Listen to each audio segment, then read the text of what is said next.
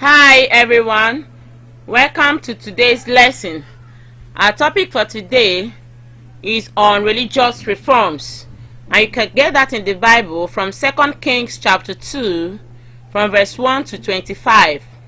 These religious reforms was about a king called Josiah and what he did in the land of Judah.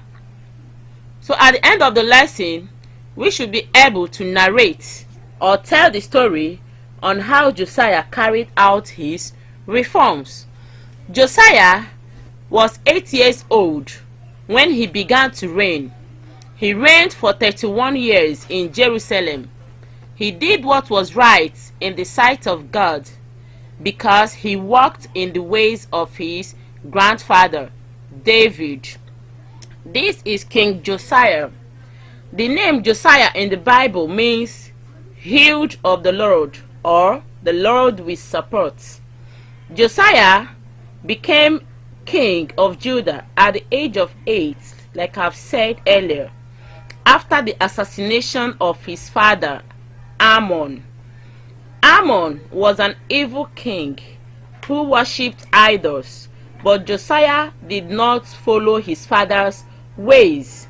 He did what was right in the sight of the Lord. His father was killed by his own servants. Josiah's mother's name was Jedidah, daughter of Adaiah. In carrying out his reforms, he showed much interest in the things of God. One of his first assignments was the repair and the renovation of the temple.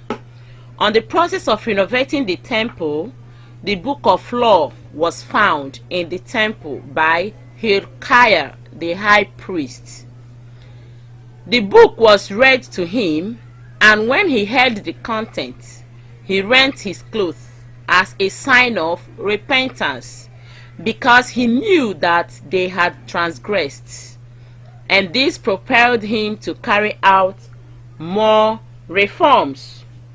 So this book of law was given to the people of Israel by God through who? Through Moses, and it was the foundation of Israel's entire religious system.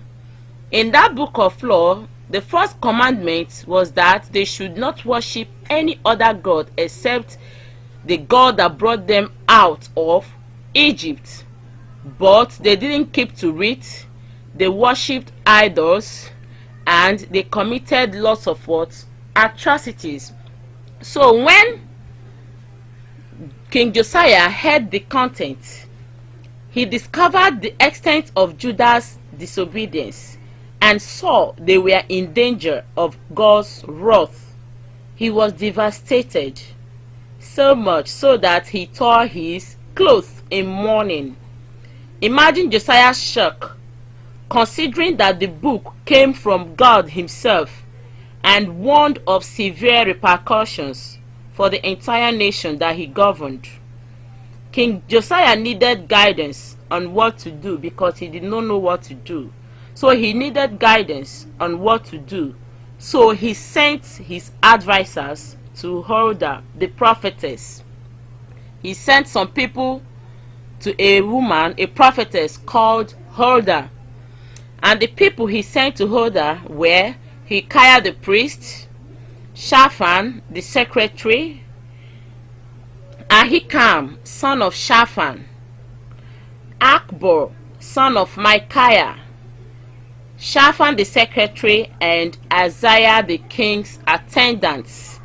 These were the people Josiah sent to prophetess Huldah, the wife of Shallum, just for him to know what to do. Remember, I said he was devastated.